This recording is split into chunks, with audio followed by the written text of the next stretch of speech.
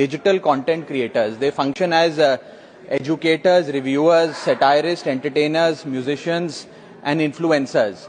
ये सही मायने में सर भारत के ग्रास रूट कम्युनिकेटर बन गए हैं और इनका यूट्यूब चैनल हो या इंस्टाग्राम पेज हो, ये इनके लिए सोर्स ऑफ एंटरटेनमेंट नहीं बल्कि इनकी सोर्स ऑफ इनकम है, इनका एसेट है. It is the fruit of their hard work.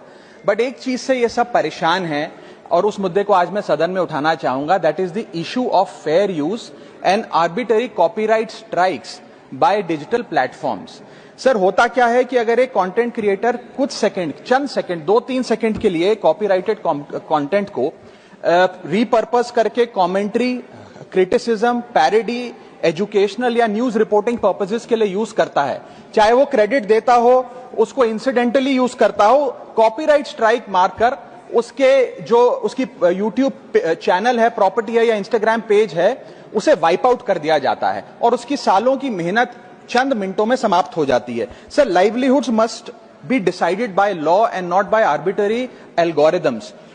Sir, this by no means that one is against copyright holders. उनके हार्डवर्क और ओरिजिनलिटी को रिस्पेक्ट करने की जरूरत है, लेकिन यह समझने की जरूरत है that fair use is not piracy. Fair use where sometimes the purpose of using this content is incidental or transformative must not tantamount to wiping out somebody's hard work. Sir, because innovation cannot grow in fear and creativity cannot survive under threat.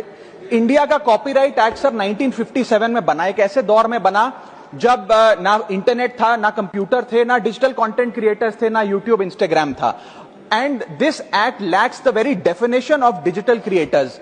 ये fair dealing की बात करता है, लेकिन fair dealing की बात किताबों, magazine और जर्नल के कॉन्टेक्स्ट में करता है, जो उस दौर की इंफॉर्मेशन डिसेमिनेशन के सोर्सेज थे, ना कि आज के दौर की. इसीलिए मैं 3 मांगे आज सदन में लेकर आया हूं. मेरी पहली मांग है, amend the copyright act of 1957 and define digital fair use. परिभाषित करिए कि ट्रांसफॉर्मेटिव यूज क्या है, जैसे कि commentary, satire, critic, explanation. Define करिए कि इंसिडेंटल यूज क्या होता है, कि अगर बैकग्राउंड में ऑडियो विजुअल चंद सेकंड्स के लिए चले तो वो इंसिडेंटल यूज है या पूरे कंटेंट को वो वाइप आउट करें. Proportionate use, educational use, public interest use and non commercial use की परिभाषा देने की आज आवश्यकता है. दूसरी मेरी मांग है sir, bring in the proportionality doctrine in copyright enforcement. कि बैकग्राउंड में मान लीजिए कुछ सेकंड के लिए कोई वीडियो और साउंड चला, उसका यह मतलब नहीं होना चाहिए कि कंटेंट क्रिएटर की सालों की मेहनत कुछ चंद सेकंड्स में समाप्त हो जाए. My third demand sir is that mandatory due process before take down. किसी का भी